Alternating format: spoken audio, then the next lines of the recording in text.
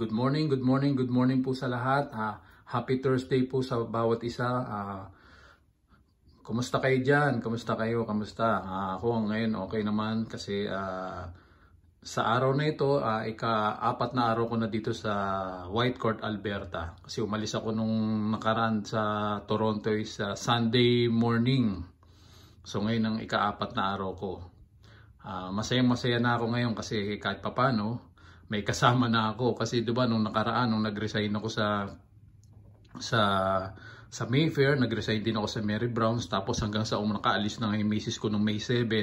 So 2 weeks ako nag-turnover sa full-time ko at sa part-time ko. So ilang parang isang linggo mahigit ako o one and a half ako mag-isa dun sa bahay namin sa Toronto sa may Bathurst and Sheppard.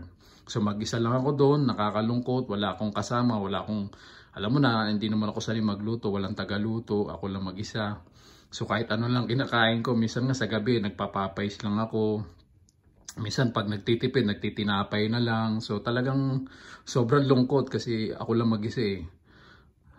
Ngayon kahit papaano may kasama na ako, nandito na yung misis ko. So ngayon magkasama na kami sa isang bahay.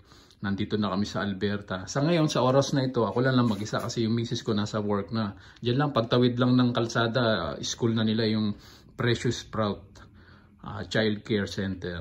So ngayon, ako lang mag-isa kasi yung trabaho na yung napasukan ko o yung nagtumanggap sa akin nung nakarang araw, yung Ramada Inn, ano siya, butas-butas yung binigay sa akin schedule, kumbaga sa alternate.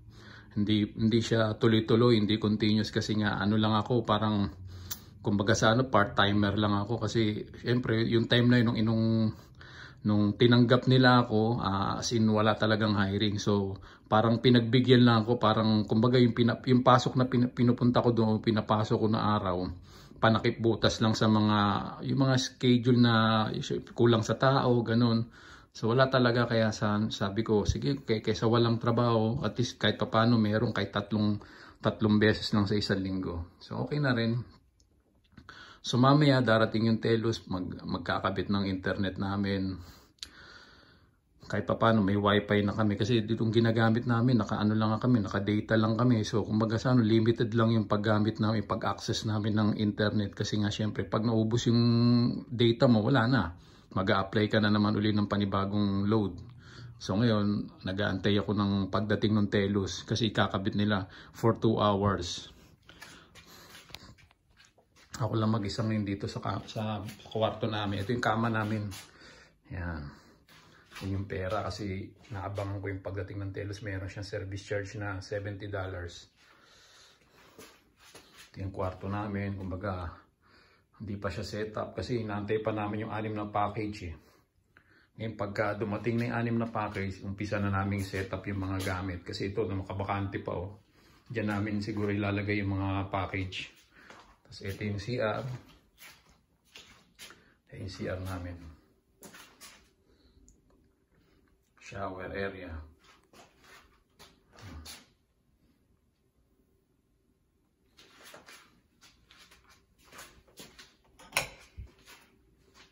Yan yung mga maleta namin, yung luggages.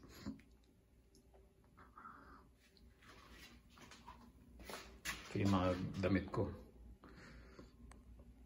Mga jacket, mga bag, short, mga pantulog, yung mga t-shirt ko, andyan na.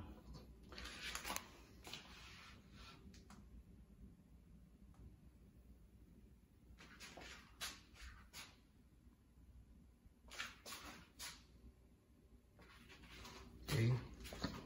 Ayan yung pintuan, yung main door namin. Ilagay na sapatos.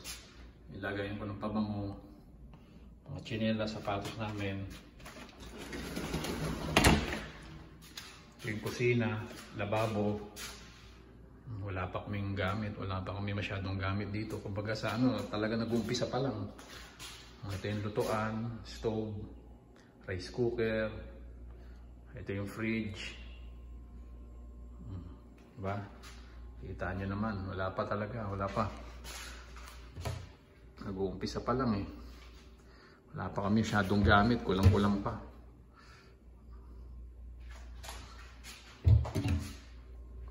Yun, may kape na rin ako sa wakas. Noong nakaraang araw, nakabili kami sa No Frills kasi ilang araw kung walang kape. Pagdating ko rito, wala akong kape. Halos para akong mababaliw kasi yung kape na talagang kailangan ko sa umaga.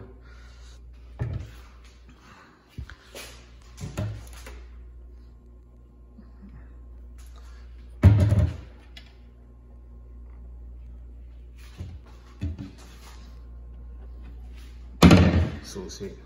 May susi pa ako ng ano namin sa Toronto, sa may Butters and Shaker sa building.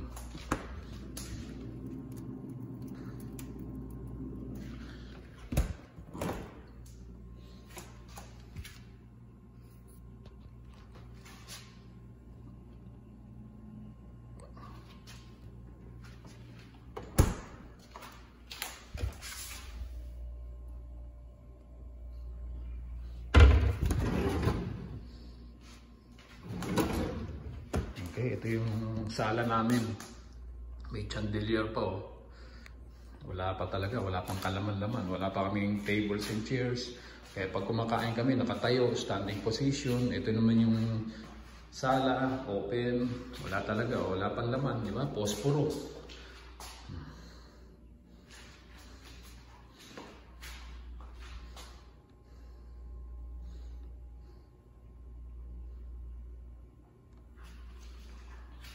Napakaluwang. Naabangan namin yung pagdating ng tables and chair, yung dining. Kasi umorder si Mrs. sa Temu. Kaso hanggang ngayon wala pa, hindi pa dumarating. Di ba luwang? Kala ko pagdating ko rito parang sabi ko kasyan pang 2 pamilya rito kasi pwede matulog yung dito isang pamilya rito, pwede naman yung dito pa. Diba? Pwede yung 2 o 3 kung tutusin mo. Lagyan mo lang to ng divider eh. Bintana. Wala masyadong tao. Wala kang makikita naglalakad niya na ano. Oh, diba? Napakatahimik ng lugar na ito. Sobrang tahimik. Dito sa tapat, merong ano dyan, yung school na para sa mga bata. Ay, mga nakalagay doon. Whitecourt District Preschool. Para sa mga bata. Siguro mga toddlers, ganyan. Okay.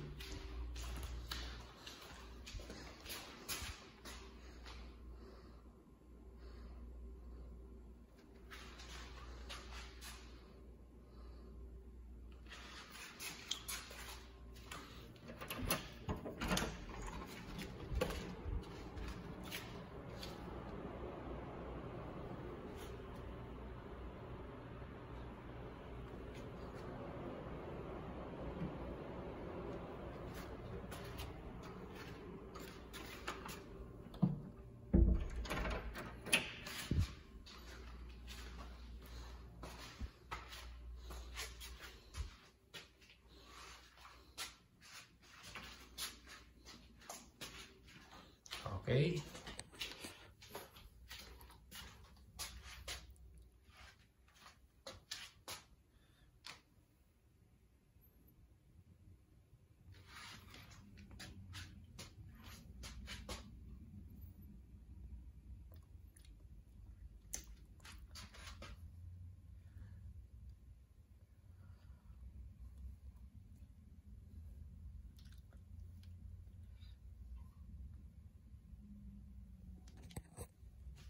Okay, hanggang sa muli. Till next time, God bless sa lahat. Thank you, thank you, thank you. Good morning. Happy Thursday. Bye.